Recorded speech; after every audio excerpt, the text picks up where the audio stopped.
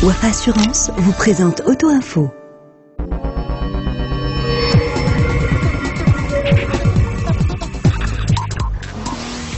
Bonjour à tous. Heureux de vous retrouver pour un nouveau numéro d'Auto Info. Deux volets sont au programme cette semaine. Après avoir pris en main la nouvelle Fiat Punto, nous nous intéresserons, en compagnie d'un professionnel de l'assurance, aux différentes garanties d'assurance automobile. Né Grande Punto en 2005, restylé légèrement en 2008, puis plus franchement en 2009, année où elle a été rebaptisée Punto Evo et où elle a complété plutôt que de suppléer la Grande Punto au sein de la gamme, la citadine de Fiat est repassée récemment par la case facelift, s'offrant par la même occasion une nouvelle appellation, Punto tout simplement.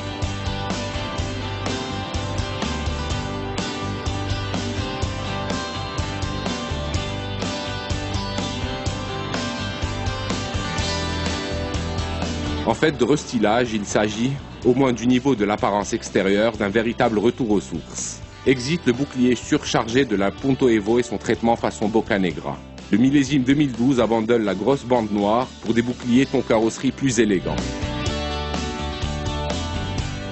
La Punto se débarrasse aussi du jonc chromé qui faisait office de mini calandre en encadrant le logo Fiat. La face avant est désormais plus fine, plus aérienne, plus italienne.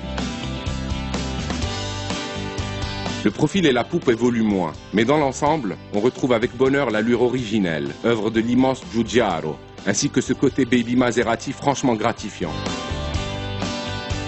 A noter que de nouvelles teintes de carrosserie sont disponibles au catalogue. À bord, par contre, les évolutions sont mineures. Disponible en deux versions, Pop et Lounge, la nouvelle Punto donne à voir l'intérieur de la Grande Punto en entrée de gamme et celui de la Punto Evo dans sa finition la plus huppée.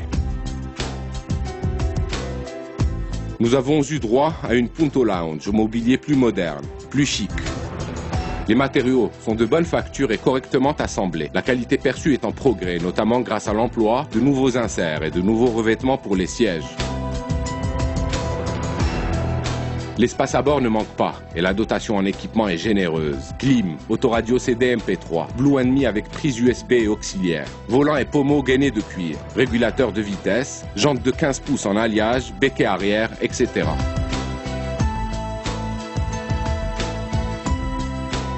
Au chapitre mécanique, la nouvelle Punto donne le choix entre deux blocs. Le 1,2 litre essence de 69 chevaux et 102 Nm et le 1,3 litre diesel multijet de 75 chevaux et 190 Nm.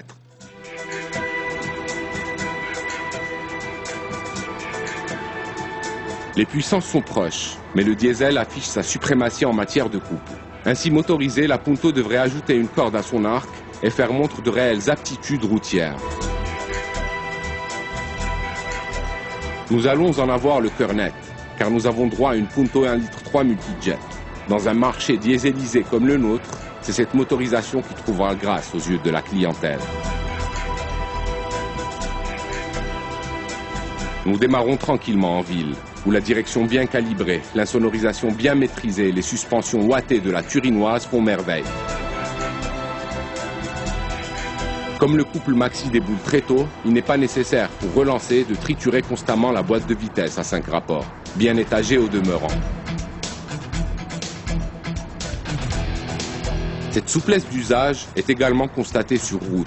Quel que soit le rapport engagé, une pression sur la pédale de droite permet d'effectuer les dépassements en toute quiétude. On a affaire à un sacré bloc qui, pour ne rien gâcher, se contente d'une conso moyenne de 4 litres 1 au 100 km.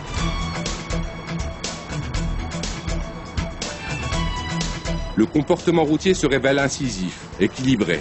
Belle tenue de cap en toutes circonstances, train avant volontaire, freinage au-dessus de tout soupçon, etc.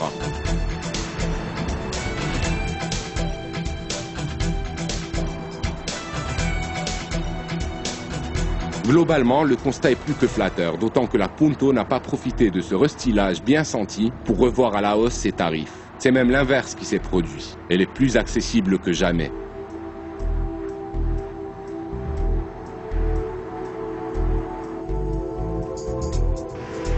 Une Punto essence de finition pop n'exige désormais que 119 000 dirhams, contre 127 000 dirhams pour l'ancien modèle d'entrée de gamme. Tandis qu'une Punto diesel démarre à 139 900 dirhams et qu'une mine à 169 900 dirhams pour une finition haut de gamme semblable à notre voiture d'essai.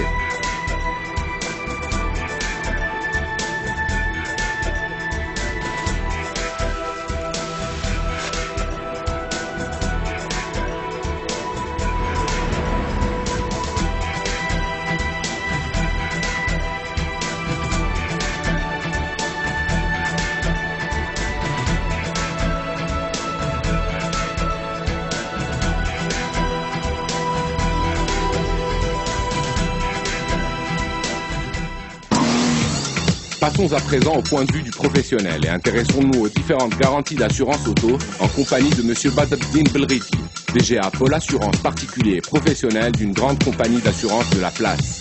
L'assurance automobile intègre également des couvertures du véhicule.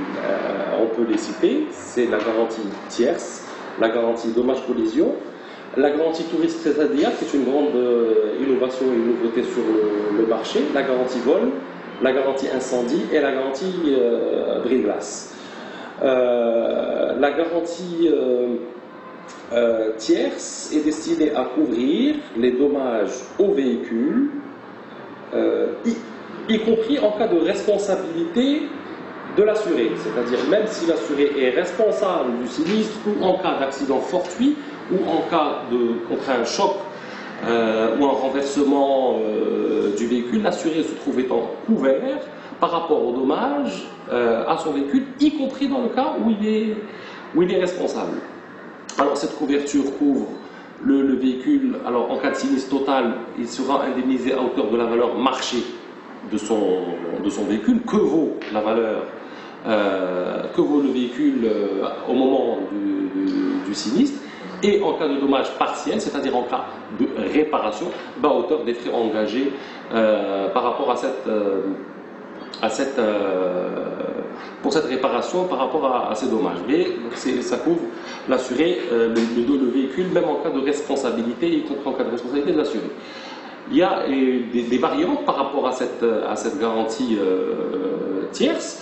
Il y a des options qui sont tout de même moins chères, qui sont la garantie dommage-collision. Alors la différence entre la garantie donc tout risque tierce et la garantie dommage-collision, c'est que le montant des dommages, l'assuré est couvert à hauteur du montant qu'il aura choisi, ce montant pouvant varier entre 8 000 et 50 000 dirhams. Mais si le véhicule, par exemple, coûte 300 000 ou 400 000, le plafond interviendra comme limite supérieure, mais ça couvre également dans le cas où il est responsable d'un sinistre contre un tiers identifié. Alors ce tiers identifié, ça peut être un autre véhicule, ou si on parle par exemple d'un accident dans un parking, ça peut être le syndicat des copropriétaires. Si on tape un arbre quand on est sur la route, c'est la commune. Donc il faut qu'il y ait un tiers identifié. Par rapport à l'exercice, donc il y a deux conditions. Ce qui diffère par rapport à la tierce, c'est le plafond et le montant de l'indemnisation. Et le deuxième volet, c'est le fait que ce soit contre un tiers identifié. Un renversement pur du véhicule ne serait pas couvert donc, au titre de la garantie dommage-collision. La différence, c'est que bien évidemment, elle est moins chère que la garantie tierce. Elle est destinée à couvrir les petits accidents, les accidents de ville, hein, elle est destinée à couvrir les petits chocs des véhicules. Alors, autre innovation, c'est la garantie Tourisme Rezadia qui apporte par rapport à la garantie dommage-collision encore une meilleure, un meilleur tarif offert et qui est une grande innovation. C'est à partir d'un dirham par jour où on peut assurer son véhicule à hauteur d'un plafond à la condition que ce soit contre un tiers identifié. C'était Auto Info. Rendez-vous même heure, même chaîne, la semaine prochaine.